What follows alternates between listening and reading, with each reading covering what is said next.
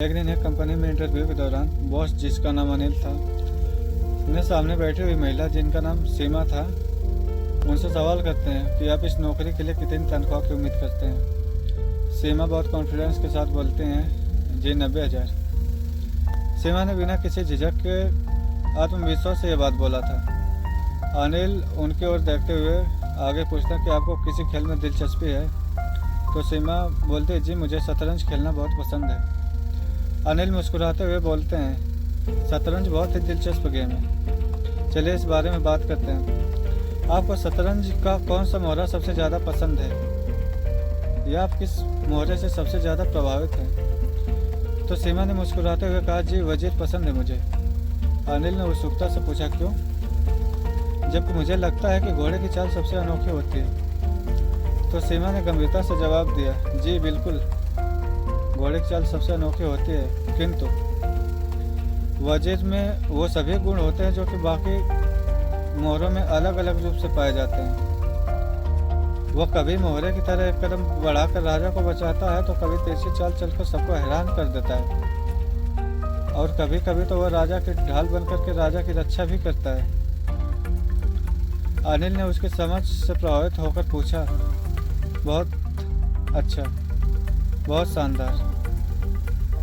अब ये बताइए कि आप खुद को किस मोहरे की तरह मानते हैं? तो सीमा ने बिना देर किए जवाब देते हैं, जी मैं राजा की तरह खुद को मानती हूँ। अनिल थोड़ी हैरानी में पड़ गया और बोला, लेकिन आपने तो राजा को कमज़ोर और सीमित बताया, जो हमेशा वजीर की मदद करता है, मदद का इंतजार करता है, फिर आप क्यों खुद को राजा मानती हैं? सीमा ने हल्की मुस्कान के साथ कहा, जी हाँ, मैं राजा हूँ और मेरा जो पति है वो वजीर है।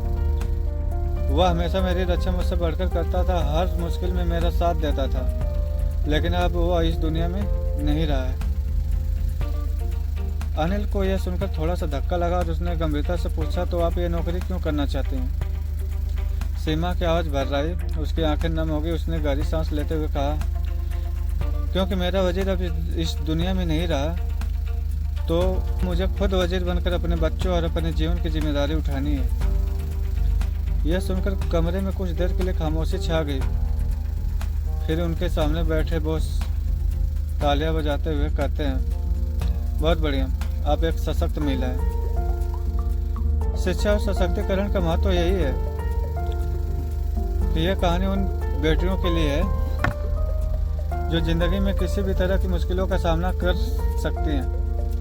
बेटियों को अच्छी शिक्षा और परवरिश देना बहुत ही ज़रूरी है, ताकि अगर उन्हें ज़िंदगी में किसी भी कठिनाई का सामना करना पड़े तो वह बिना किसी झिझक के उन परिस्थितियों का सामना अपने द्वारा ही कर सकें, ताकि किसी और की जरूरत लेना पड़े। किसी विद्वान ने सही कहा है कि एक बेहतरीन पत्नी वह होती है जो अपने पति की मौजूदगी में एक आदर्श औरत की रूप लेती है, और जब उनका पति नहीं होता है तो एक बेहतरीन मर्द की तरह व्यवहार करते हुए अपने सारे परिवार का बोझ उठाती है। तो मैं आपसे ये उम्मीद करता हूँ कि आप लोग इस कहानी से बहुत कुछ सीख लिए होंगे, ये मैं आपसे आशा करता हूँ। और ऐसे दिलचस्प कहानी सुनने के लिए मुझे लाइक एंड सब्सक्राइब करें और फॉलो करें। धन्यवाद।